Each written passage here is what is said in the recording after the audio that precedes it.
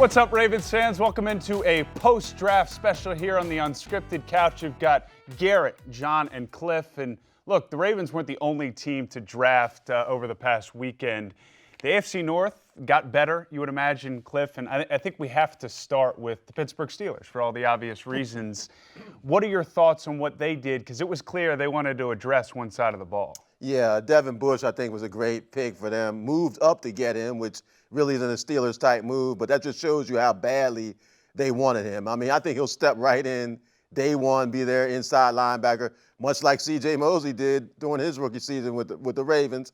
And, yeah, I think you can add Devin Bush's name to the Ravens-Steelers rivalry as being a key player in years to come. He's a three-down linebacker. He's going to be chasing Lamar around. He's going to be trying to stop the Ravens' running game.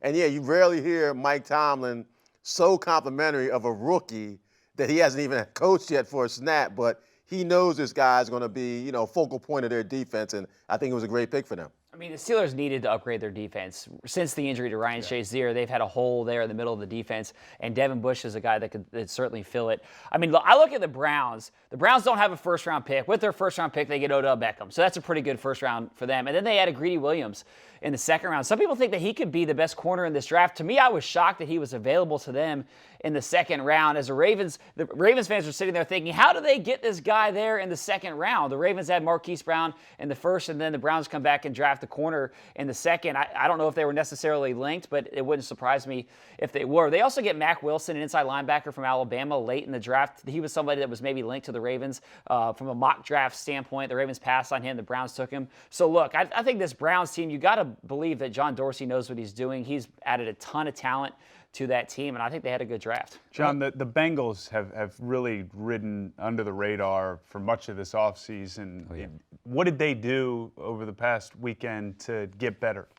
I think people are sleeping on the Bengals, to be honest with you, a little bit. I mean, they had a clear philosophy in this draft, and it really goes back to last year. This year, drafted offensive tackle, a lineman in the first round, Jonah Williams from Alabama. And then, they drafted a Nick Boyle-style tight end in the second round. They went back into the offensive line in the fourth round with the greatly named Michael Jordan, who had been linked to here. And last year, they took a center, Billy Price, in the first round. So they are really building that offensive line. And it's a team with a solid quarterback and playmakers, running backs, A.J. Green. I think the Bengals are going to be running the football. I mean, it's the new head coach, too, and Zach Taylor, who comes from that Sean McVay coaching tree, despite the fact that he's barely 30 years old. He does have a coaching tree. Look, the connection points to Alabama and Ozzie Newsome were obvious for so many years with this organization. Eric DeCosta, as Garrett told me, went to Colby College, so not a lot of guys could be drafted there. But there seems to be a connection to Oklahoma. If you look at the last 2 years, 4 players, obviously Mark Andrews and Orlando Brown Jr. last year, Hollywood Brown this year, and Ben Powers.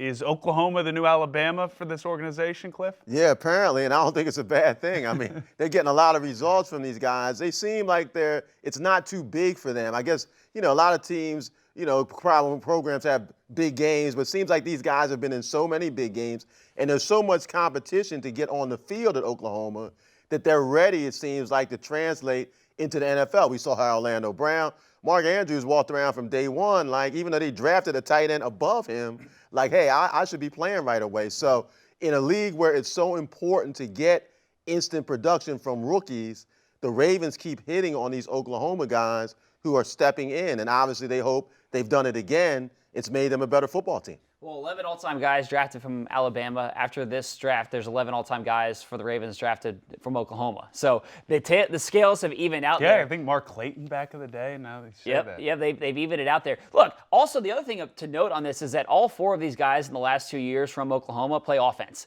And that's not a bad thing. Oklahoma has the last 2 number 1 overall picks. They have the last 2 Heisman Trophy winners. They put up like 55 points a game with Lincoln Riley in that wide open offense. So if you can get guys, and look at those guys from last year. I mean, Mark Andrews came in and played at a very high level. Orlando Brown came in and started, and no one's worried about right tackle anymore. Like, they're getting good production from these Oklahoma kids, and to go back to that I think is a pretty good idea. I don't know. I'm going to be the skeptic here. I mean, obviously they've picked these players, good players from Oklahoma, and it's very true about the offense. I mean, the defense. I don't know how many Oklahoma defensive players you're going to. Tony Jefferson might not like you hearing that. Yeah, definitely not. But I think it's all in the players. Those guys were there. They like them. I mean, will it be the case next year? I don't know. You can say that about a lot of schools, I think, these days in college football, that the really good teams have pro-ready players. Alabama, Ohio State. I mean, there's tons of them. But right now it's Oklahoma. We'll see. It won't be Colby College, though, I don't think. So we've got a really accomplished journalist across the couch here, great draft analyst, but it's all about nicknames right now. When you look at this draft class, we'll run through it here. We know about Hollywood, Sack Daddy, Jalen Ferguson, Biggie for Iman Marshall, Mack Truck for Dalen Mack. I don't know who to start with here. Garrett, your thoughts? What's your favorite? I'm the nickname expert. And let's move beyond Hollywood, because I think it's been exhausted up to this point, of Sack Daddy, Mack Truck, and Biggie. I think Mack Truck is my favorite nickname. I mean, Dalen Mack, no one's talking about this guy, but he's a big, stout run stuffer in the middle of that defense. He's 6'1", 320 pounds. I mean, that's perfect nickname for him, a guy that's that kind of that big dude in the middle of the defense. I think he's going to be a pretty good player, too, by the way. Sack Daddy. I knew you were going there. For a guy who I like to call Bergie for a nickname here, Sack Daddy does kind of match up with your lifestyle. Well, I tell you, definitely my lifestyle. Definitely my lifestyle. But they're hoping sacks from Sack Daddy. Yeah, I mean, it would be the connection points to Terrell Suggs and the sack record. I mean, Cliff, it would be pretty unbelievable if there was that seamless a transition in terms of kind of tent poles for a defense. It would be, but Ferguson sounds like he's ready, like he knows what he's getting into. I mean, it is kind of ironic that he ended up here of all places after breaking Suggs' record. And he knows it, but talk about nicknames. I mean, Sizzle, that was a good nickname, too. Yeah, good one. And now, you bring in Jalen with the Sack Daddy. Yeah, you've got to get sacks when your name is Sack Daddy. Right. I mean, you can't walk around saying, I'm Sack Daddy and have no sacks. So he seems like he's ready for the big shoes that he's filling. Let's be fair to him. I mean, he can't fill Suggs' shoes. To me, you're talking about a Hall of Famer. But if he can come in and deliver sacks and make an impact, they love his size, too. He's not just a sack specialist. I like that, too. He's a guy who I think has potential to be a 3-down linebacker or pass rusher. So they got the player they wanted there because they never thought he would fall that far.